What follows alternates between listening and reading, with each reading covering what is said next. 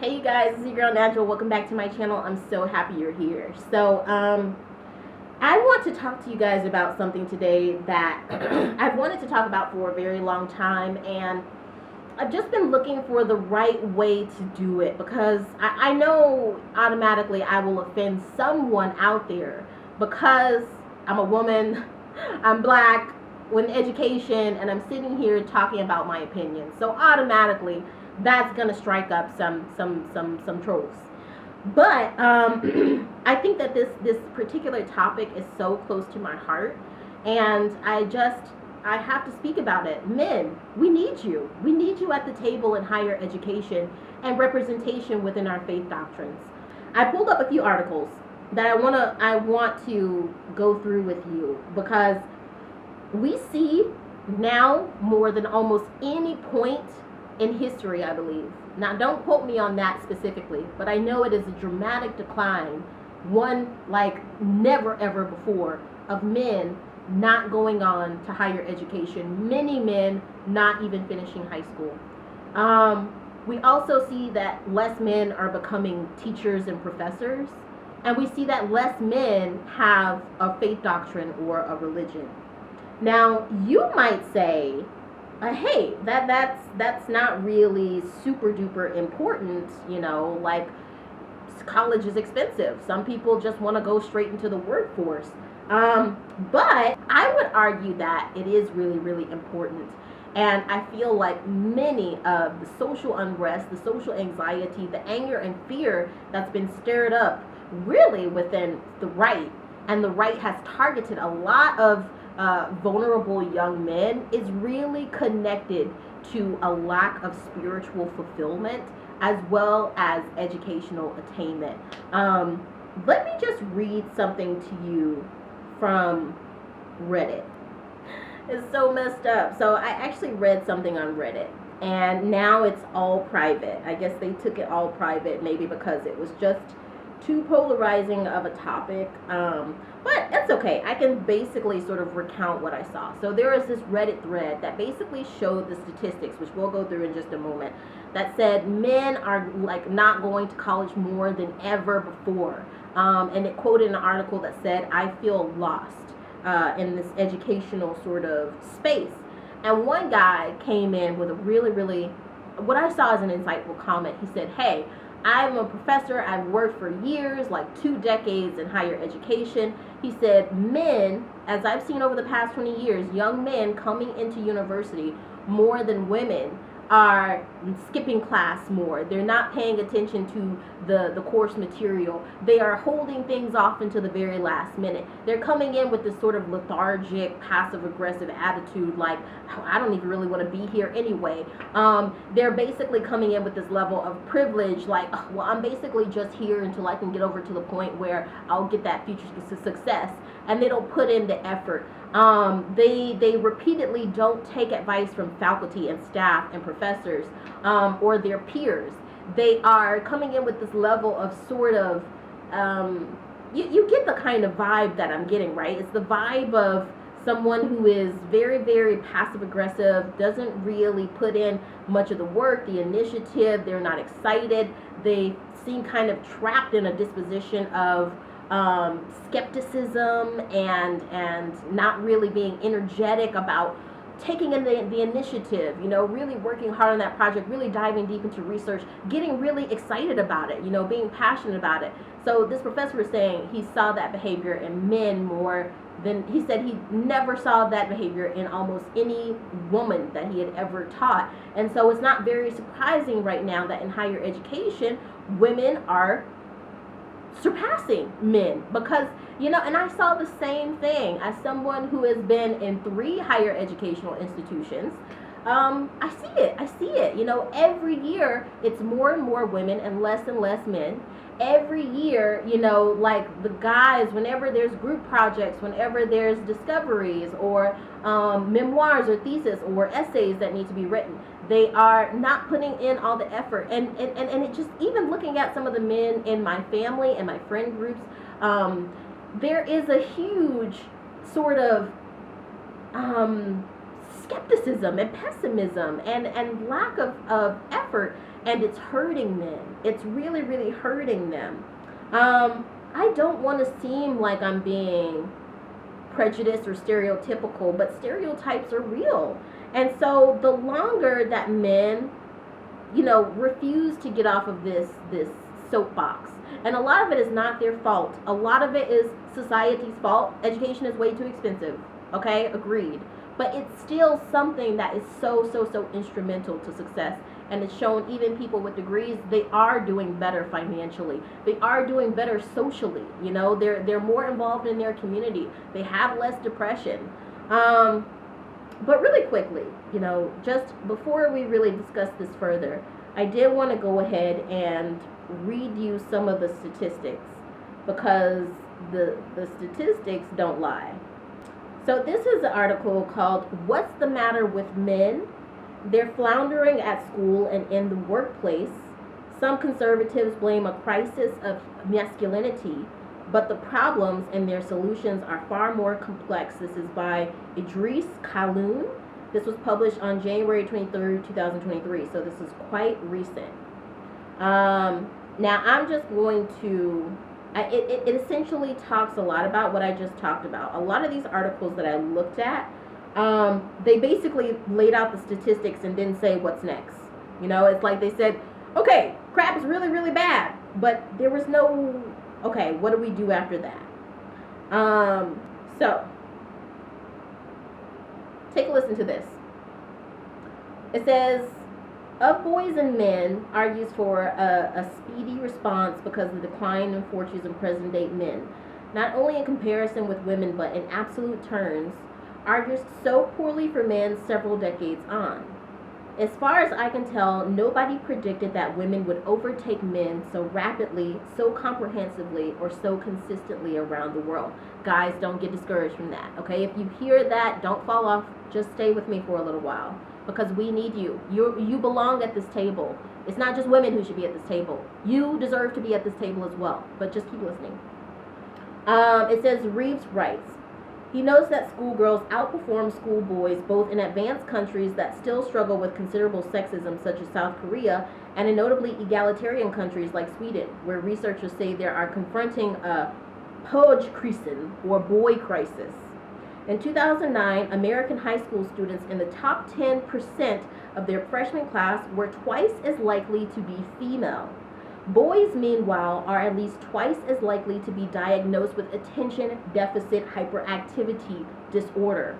Guys, it's serious. It's no joke. And I know that you guys are out there struggling with focus. It's okay to not be okay. And twice as likely to be suspended.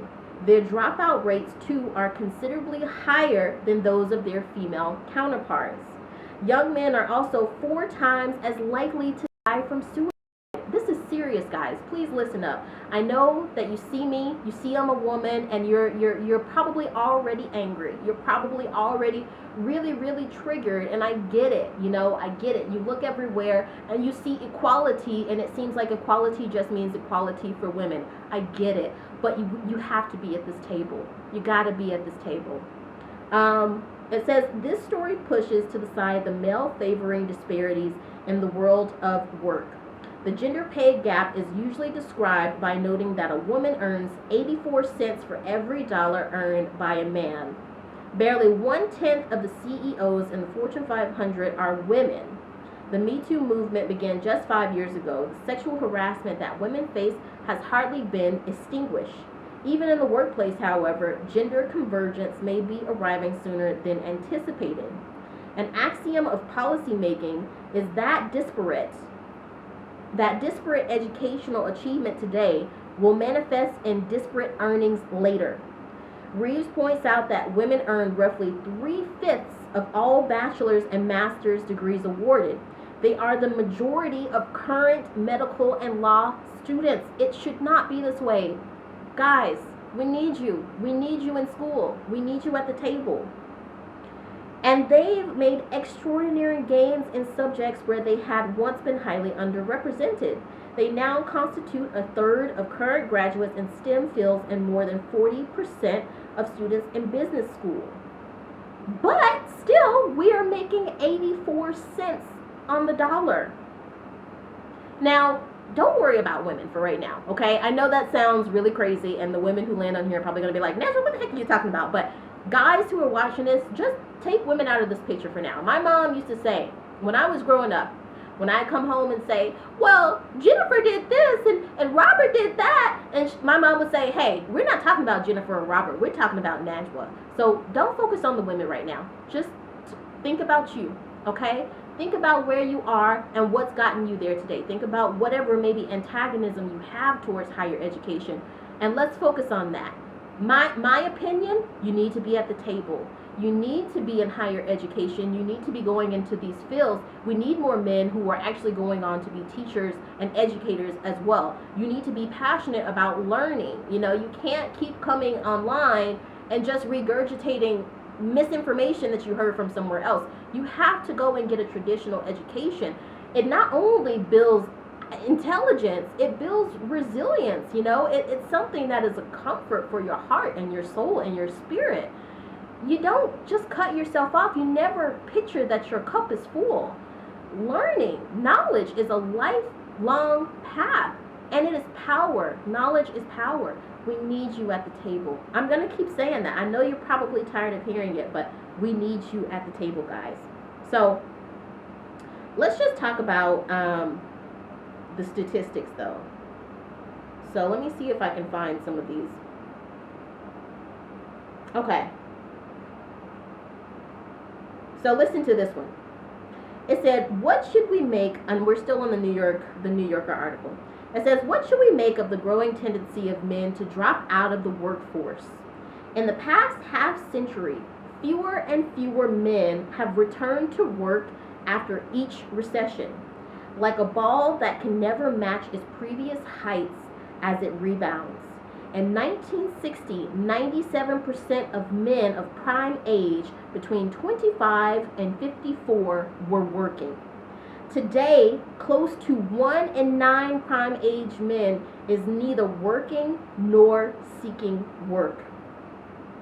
Okay? I want to talk about something else. I don't know if it's in this article. Let me just scroll through it and see. Yes. Now listen to this. It would help, it goes on to say, it would help if we had a firm grasp on why men are withdrawing from work. So it's not just school. You guys aren't going to work either. We know that it's affecting your life terribly. We look around, we see how many terrible things have happened in society where people have marched up into schools, marched up into banks, you know, because something else was going on, okay? Of despair amongst young men who have no business feeling these negative thoughts like this to the point where they want to unalive themselves. What's the root of it? Okay, I think part of that root is going to be in cutting yourself off from the wonderful fruits that you get from spirituality. You know, we're going to look at how men are going to church less, but also education, but also opioid abuse.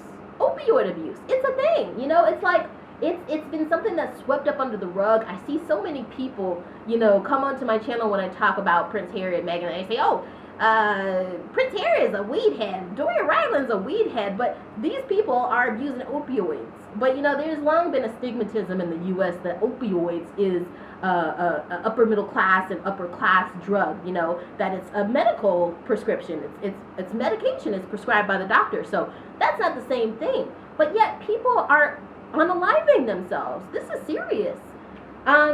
So it says, it would help if we had a firm grasp on why men are withdrawing from work.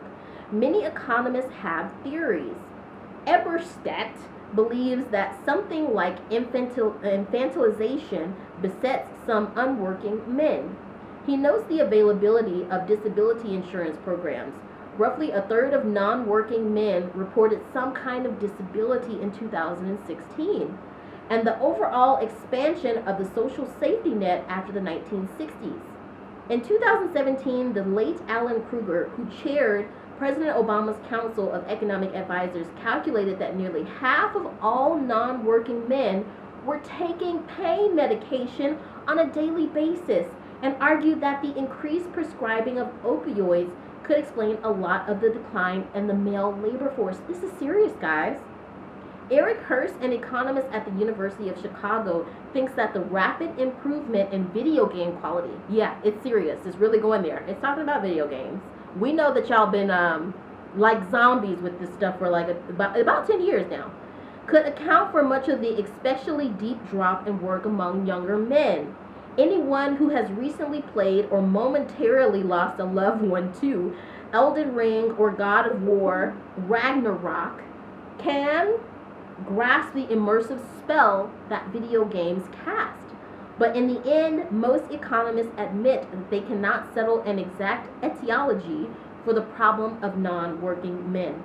The former Treasury Secretary and Harvard President Larry Summers, who is not known for his intellectual humility, recently surmised that the answers here lie more in the realm of sociology than they do in economics. Reeves, too, thinks that we can't explain the economic decline of men without looking at non-economic factors. It is not that men have fewer opportunities. We know that they don't. They have the opportunities. It is that they are not taking them. Those doggone opioids, I hate them. I really, really hate them because I have seen too many people become addicted, and it's very scary to watch. It's very scary. It's very, very scary to watch. And I feel like there's a lot of denial around it. I feel like a lot of men, both young and older, are blaming equality, blaming women, blaming metoo, blaming DEI, a bunch of stuff. But really, it's you have to look at yourself, guys. It's like my mom said growing up. I'm not talking about Robert. I'm not talking about Jessica. We're talking about Angela. Whoever you are looking at this, we're talking about you. And you know what? Maybe you might say to yourself, I'm just going to go straight into the workforce. You know, I'll get a labor job. I'm not going to go to the university. And then you go and get this labor job, and you're breaking down your body, you're breaking down your bones. You see the landscape of the workforce is changing. You see that things are becoming digital. You see that things are becoming international. You see that things are changing, you know, like the workforce is changing, but you're not moving with that change. And you're doing all this damage to your body, getting addicted to opioids. And then you're getting surprised when you're dealing with issues of depression and suicidal thoughts and things like that. Men, when you go to college and you get an education and you really, really put your passion and your effort and that knowledge and gaining that and really working hard to get to that future dream that you want, that future prosperity that you want, and also bonus if you are, you know, involved in your faith community, you're going to be less depressed. You don't have to rely on those opioids. You're going to get better job opportunities. You don't have to take those terrible jobs that are breaking down your body. You're going to have more money so you can spend more time with your family and less time online stressing, you know, and you're not always going to be immersed in these video games because you will have something that is bigger that is bringing your attention. I mean, I love video games just as much as the next person. But the thing is like, that's not going to fulfill you. That's not going to fulfill you. Understanding, you know, technology and mathematics and history and literature and politics and economics, you're not going to get it from watching video games all day. You're not going to get it from being on YouTube and Reddit all day. You have to go and get a traditional education. You want to see more representation of men. You want more male doctors, more male teachers, more male therapists in your life. You look around and you see all of these women. You say, I'm tired of dealing with all these women. It's you. We need you at the table, guys. So I know that I'm probably being a little bit harsh. And I remember having many of these conversations with my mom. And my dad would say, you know, why are you being so hard on Angela? Chill out, you know. And now I look back and having my mom both encourage me and tell me that I was capable. Men, you are capable. I don't know what you've looked at, but you are capable. Having someone tell me I was capable, but also holding me up to a standard and expectations, I feel like led me to go after my dreams, truly. And it made me better for it, you know. So I hope that I'm not being too hard on you guys. But I think maybe some people didn't give you the kick in the butt that you needed. And, well, you know what, let's look at some more of these articles. Because the thing is that it's bad. It's not just you guys. You know, I know it's not just you. It's parents. It's the way that parents are parenting today. They're making less of an emphasis on going to school. And it's also the fact that it's so friggin' expensive. You know, I get it. I get it. So this is article. I actually looked at this with my husband.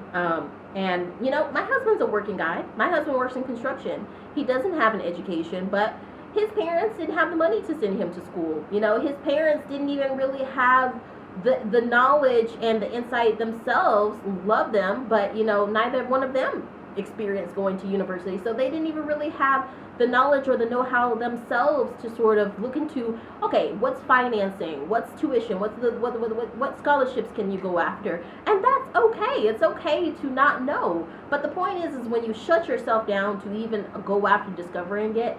You know, most of the colleges that I applied to, even though my mom is an educator, she really put that, you know, responsibility to look into what schools I wanted to go to on me. My mom, so many of my friends, I was so jealous because their parents filled out their applications, did all of the things.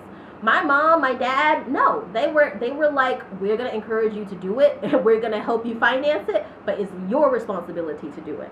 Parents aren't going to do this work for you guys, and if your parents aren't going to do the work for you to help you fill out your applications, fill out forms for tuition, for scholarships, do it yourself. The benefits are there, not just from an intellectual standpoint, but from a mental standpoint. You know, if you're okay in here, if you're fulfilled in here, that's connected. It's connected to this. So it says, this is an article from the Hedging Report. And it says, higher education, how higher education lost its shine. Americans are rejecting college in record numbers, but the reasons may not be what you think. This is by John Marcus. This is August 10th, 2022. Now, I'm just going to go straight to the statistics. This article had some wonderful, wonderful points. Wonderful points. But I'm mostly going to just look at this. Okay, so let's just go through these one by one. So the proportion of high school graduates in Tennessee who are going directly to college is plummeting. Last year, it was less than 53%. That was down 11 percentage points since 2017. So next one. So college skepticism by numbers. So this is the proportion of Americans who say college is worth the cost is 32%. And before the pandemic, it was 50%. Proportion of 14 to 18-year-olds who think education is necessary beyond high school is 45%. And before the pandemic, it was 60%. Proportion of adults who have a great deal or quite a lot of confidence in higher education, that's 48%. Before the pandemic, it was 57%. Proportion of adults who think more education will help advance their career or get a stable job, which it will, was 39%, and the before the pandemic, that was 48%. Proportion of teenagers planning on college who say it makes sense for education to take 2 years or less is 47%, and before the pandemic, that was more than half. So let's keep going. The next one. There's been a significant and steady drop nationwide in proportions of high school graduates enrolling in college in the fall after they finish high school from a high of 70% in 2016 to 63% in 2023. What else?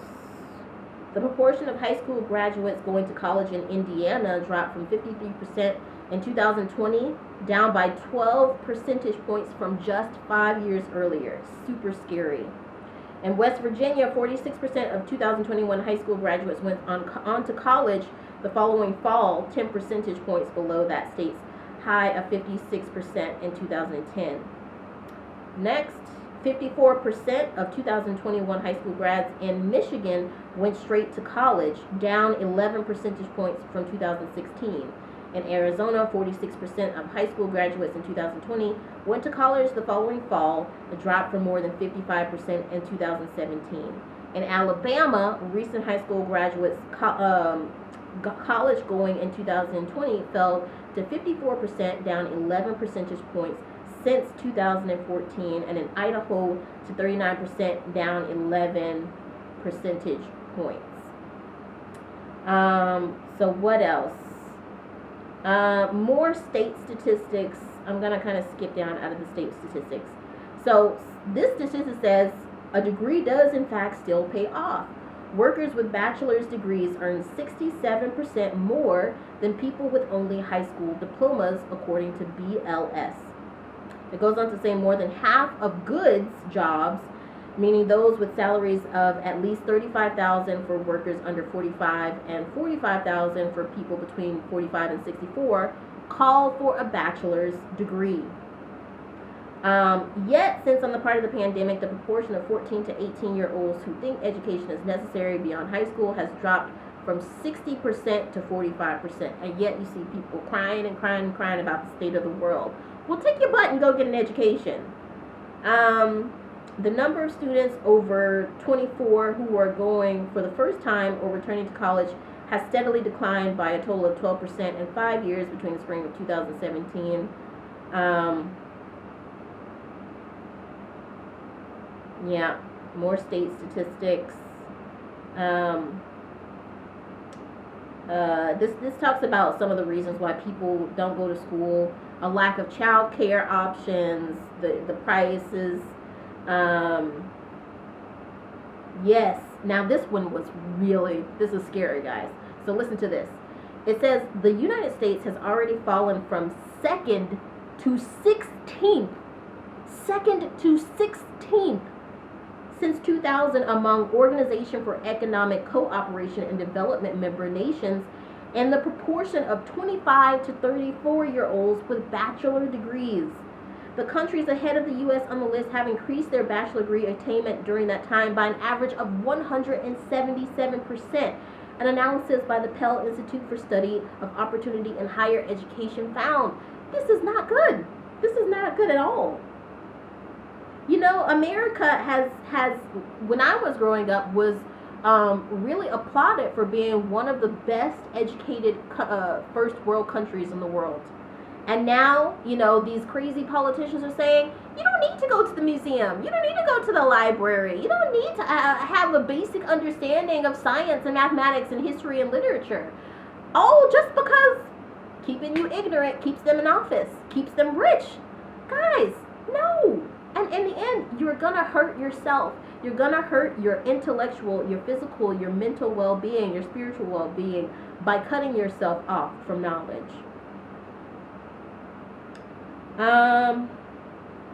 Yeah, so that's pretty much it, you know. And then coming back to the thing with parents, parents themselves are encouraging less. Parents themselves, I don't think that all of them are coming from a bad place, but I think that they got this idea in their head that, oh, it's not worth it to have an education. It has extreme implications, you know, not just for individuals who are struggling with opioid addiction, with, you know, suicidal thoughts, with a lack of fulfillment in their life, but also on an economic scale. You see that America's dropped from number 2 to 16, you know, in the world of education amongst similar countries. You see that the U.S. is facing on the brink of civil war. It's because people are uneducated. You know, I don't want to sound snobby. I don't want to sound condescending. But men, we need you at the table. You are a part of this. You are a part of our leadership. You are part of that yin and yang dichotomy. We need strong males to counter the strong females. You know, we need you at the table. We need you in higher education. We need you in fields of science, in the medical field, in law. I see a lot of young men coming on my page when I, you know, sort of criticize figures like Jordan Peterson, for example. And they say, or andrewtate, and they say, hey, well, they understand me, you know. Well, okay, I challenge you guys to this. You know, go and get an education. Go and read about Plato's and Socrates and Homer and really get a traditional education, and then come back to me and tell me if you haven't changed your thoughts a little bit. And I want to see you guys. I want to challenge you guys to be the one and go and do the work that you think that these figures like andrewtate or Jordan Peterson are doing. I want to see you guys be the ones to do it. All across different sectors, you know. Guys, We need you. Put down the video games, you know, put down the pills. Those aren't going to help anything. And come to the table. We need you. We need you. We love you. You know, I don't know if anybody's told you that. We love you. We need you at the table. And moms, you know, I know a lot of moms come on my channel. What do you guys think about that? Do you have any ideas on this? Because I'm pretty sure you guys probably also see a skepticism to education. You might have some of those some of that skepticism yourself. So I would love to know what you guys think. Put it down in the comments. Let's chat about this. If you're new to this channel, hit the like and subscribe button, hit the bell so you know whenever I post a video, and I'll see you next time. Okay.